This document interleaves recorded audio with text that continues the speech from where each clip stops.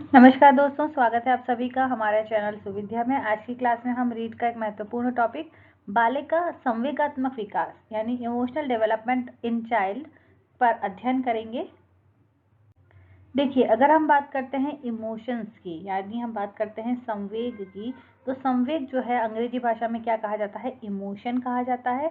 अब मोशन शब्द जो है वो लैटिन भाषा के इमोवरी शब्द से मिलकर बना है और उसका मतलब होता है उत्तेजित करना। ठीक है, तो इस आधार पर हम ये कह सकते हैं कि भाई उत्तेजित होना या फिर संवेग जो है किसी व्यक्ति की उत्तेजित दशा को हम कह सकते हैं।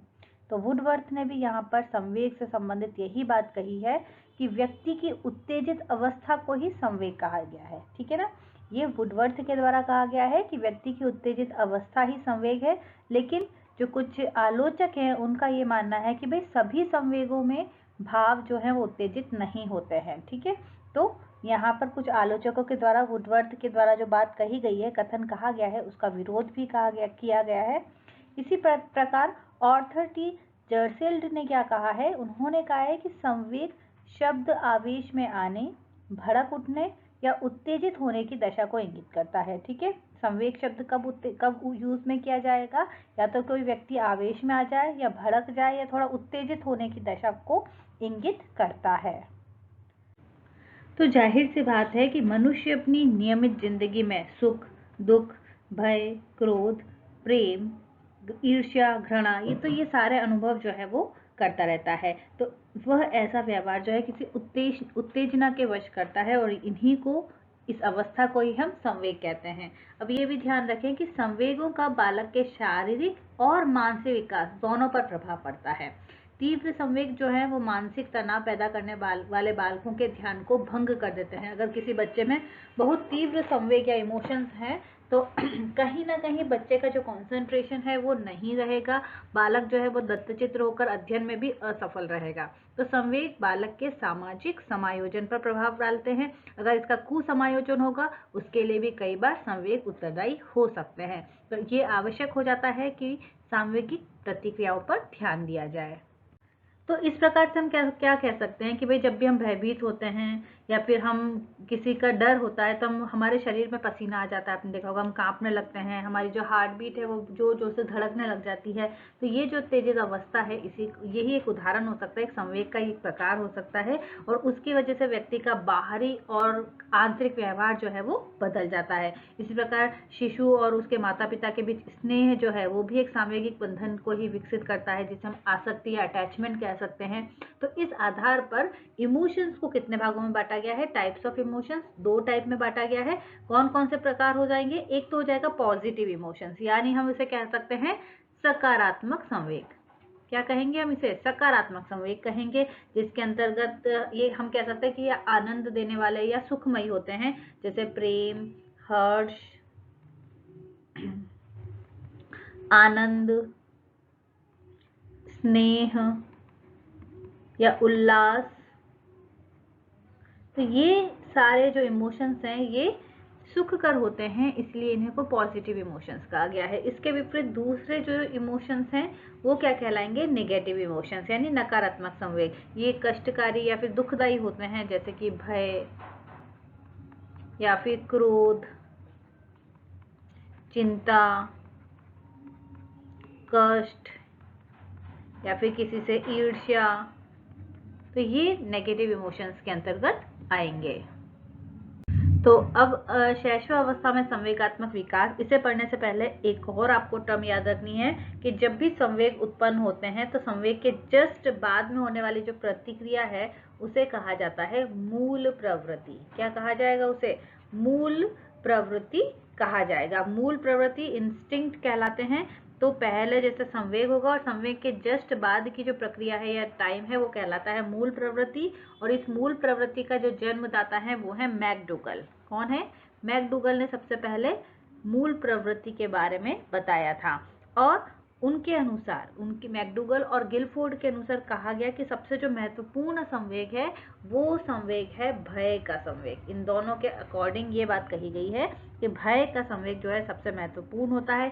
इसी के अलावा उन्होंने ये भी बताया कि टोटल 14 संवेग हैं, ठीक है ना। अगर हम इमोशंस की बात करें तो उनको टोटल 14 भागों में बांटा गया है, और उनके जस्ट बाद की जो प्रवृत्ति है, मूल प्रवृत्ति जो अलग अलग हो सकती है। संवेग कौन कौन से हो सकते हैं? भय हो सकता है, वात्सल्य हो सकता है, क्रोध हो सकता है, अधिकार हो सकता है, आत्महीनता, भूख, घृणा, आत्माभिमान, आश्चर्य, आमोद, कृतिभाव, कामुकता, एकांकीपन या फिर करुणा का भाव। तो ये सभी भाव 14 भाव जो हैं वो मैकडूगल के द्वारा बताए गए हैं। अब हम बात करते हैं कि भाई शैशव अवस्था में किस प्रकार संवेगों का विकास होता है। तो देखिए, शिशु जो है अपने परिवार के बड़े सदस्यों से संवेगात्मक व्यवहार का क्या करता है? धीरे धीरे अनुकरण करता है, उन्हीं से वो चीज सीखेगा, ठीक है। जो वो जिन चीजों से डरते हैं, धीरे धीरे वो भी उन्हीं चीजों से डरने लगेगा। क्योंकि जॉन्स ने एक बात भी कही है कि जो 2 साल का बच्चा होता है ना, 2 वर्ष का बच्चा सांप से नहीं डरता है, लेकिन धीरे धीरे वो अपने परिवार वालों को देखकर या फिर उनसे मतलब उनको देखकर धीरे धीरे उसे पशुओं से या अंधेरे से या अकेलेपन से डर लगने लग जाता है। तो अब देख लेते हैं कि कौन कौन से विकास होते हैं। पहला तो ये ध्यान रखें कि शिशु संवेग मंद गति से आदत से जुड़ते हैं। शारीरिक आयु के साथ साथ संवेगात्मक विकास में भी अब धीरे धीरे तीव्रता आने लग जाती है। इस आयु में बच्चे जो होते हैं तो रोना सबसे ज्यादा शुरू करते हैं। इसी के अलावा संवेगों में अस्थिरता होती है शैशवावस्था में। क्यों? आपने देखा होगा कि छोटा बच्चा है, उसको वो रो रहा है, उसको अचानक से खिलौना दिखाओगे तो रोते रोते हंसने भी लग जाता है। तो इसका मतलब कहीं ना कहीं यहाँ पर क्या रहती है? संवेगों में अस्थिरता रहती है। इसी के साथ शिशु के जो संवेग हैं वो अस्पष्टता से स्पष्टता की ओर जाते हैं। अब यहाँ पर देखिए, जन्म के समय जो कौन कौन सी उत्तेजनाएं जो बच्चे में रहती हैं? 1 माह में पीड़ा और आनंद, 3 माह में थोड़ा क्रोध, 4 में परेशानी, भय, 10 में प्रेम, 15वां माह ईर्ष्या और 24वां माह प्रसन्नता से संबंधित होता है, ठीक है। इसी के अलावा अगर तीसरे वर्ष की बात करें तो बच्चे में धीरे धीरे दोस्तों के, मित्रों के प्रति स्नेह का संवेग विकसित हो जाता है। कठोर दंड और कड़े अनुशासन से शिशु के संवेगों का कई बार संतुलन बिगड़ भी जाता है। तो ये चीजों का आपको खास तौर पर ध्यान रखना है। अब हम बात करते हैं बाल्यावस्था में संवेगात्मक विकास, ठीक है। तो यहाँ पर संवेगात्मक विकास जो है, संवेगों में धीरे धीरे स्थायित्व आने लगेगा। समाज के नियमों और संवेगों में समायोजन करना बच्चा जो है वो धीरे धीरे सीख जाएगा। इसी के साथ प्रेम, ईर्ष्या, घृणा, प्रतिस्पर्धा, ये सारे जो भाव हैं वो बच्चे में धीरे धीरे बनने लगेंगे।